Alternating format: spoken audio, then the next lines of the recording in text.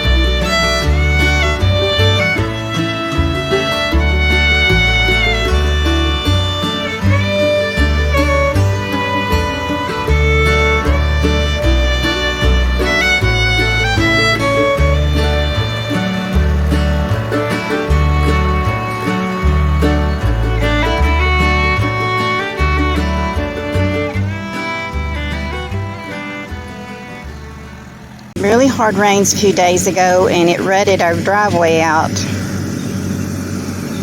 in a little spot. So Joe has got his tractor and box blade on, and he is going to get this driveway back in shape.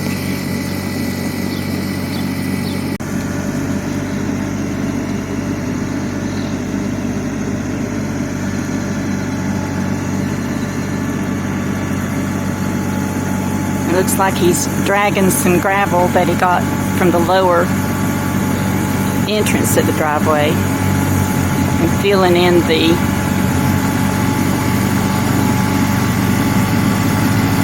gullies. I was trying to think of the word.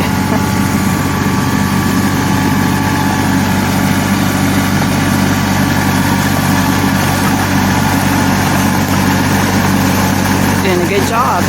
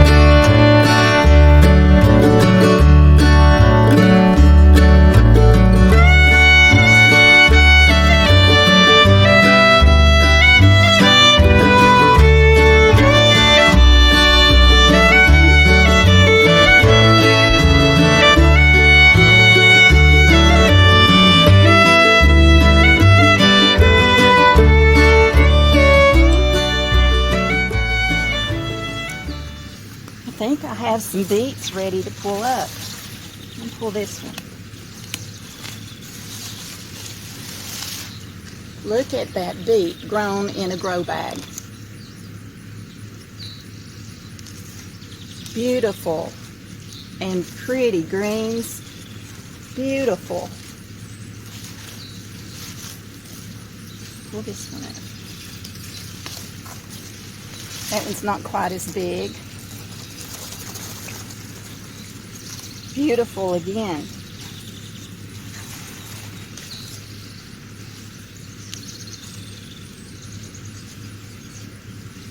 The others are not quite ready.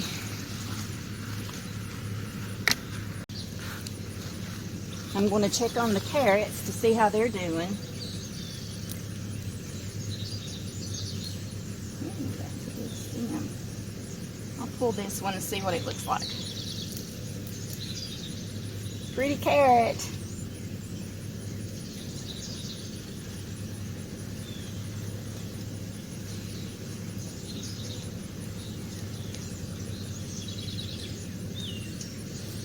Back in there. I think they need to grow a little bit more, but that one looked pretty good. And the sweet potato vines are taking off. They're growing. And look at all the blooms on the bushel gourd. I snipped the end of the male off the two largest plants, so they wouldn't spread out anymore, and let the females bloom and produce the gourds. And the zucchini and yellow squash has produced and produced and produced. I have made zucchini casseroles, zucchini fritters, sauteed zucchini and onions. I made another yellow squash and zucchini casserole last night. I've made zucchini bread. I have given a bunch of it away to neighbors and friends from church and family. And I really do believe there is something to this electro-culture. I don't think I've ever had this much production.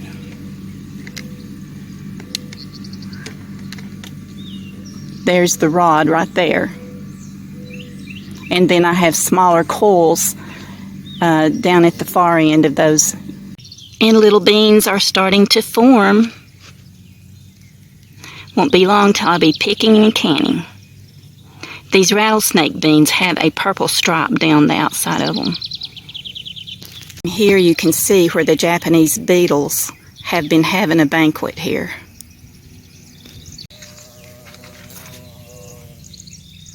So I'm going down the beans to see if I can find any Japanese beetles.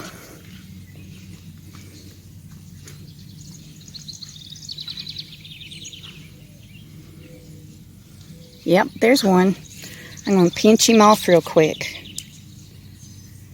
Can I get him in the camera? Where's he at? Right there he is. Now I'm going to pinch him off.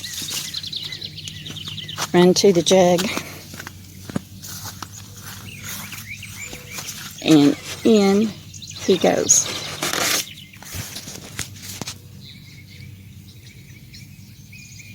There's some in there. And you see that Japanese beetle? He's a big one. I'm going to pinch him off and put him in the jug. Oops, he flew.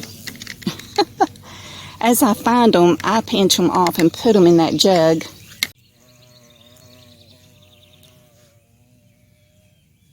Now the bees I like.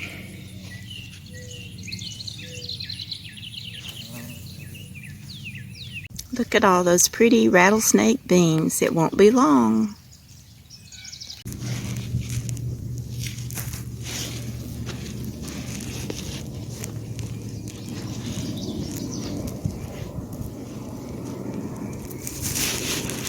I decided to go ahead and dig up the end to see if I could find some new potatoes.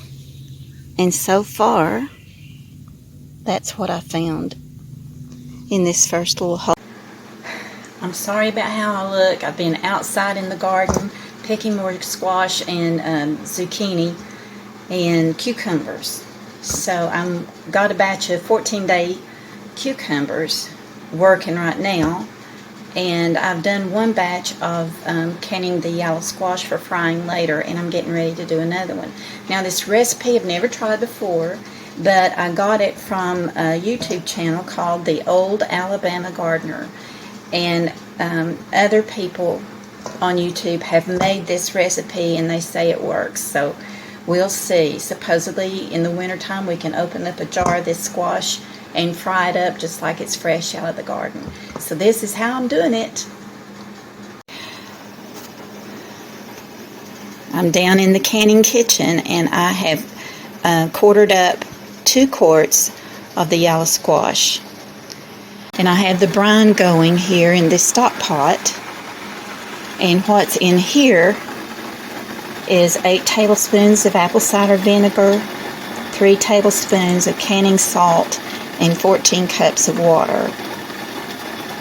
Okay, I let the brine solution come to a boil, and then I added the squash. You don't add the squash until the water's boiling. So now you let that come back to a boil, which it just now did, and set the timer for 8 minutes.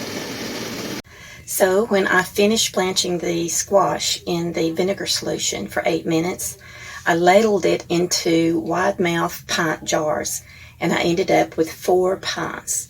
And I didn't water bath it or anything. I had the jars all hot, and the rings and the lids were good and hot. Put the hot squash in the jars and fill it up with the liquid, and they just sealed. I turned them upside down and they seal. And some people are not comfortable with that method, but I have used it many, many times. It works fine. The food does not spoil. It keeps for a long time. And I know others who have used it too. So anyway, here are the 4 quarts in my pantry. This is the sausage that I can, and I do it in the same method. You just turn it upside down, and that hot grease seals the lid.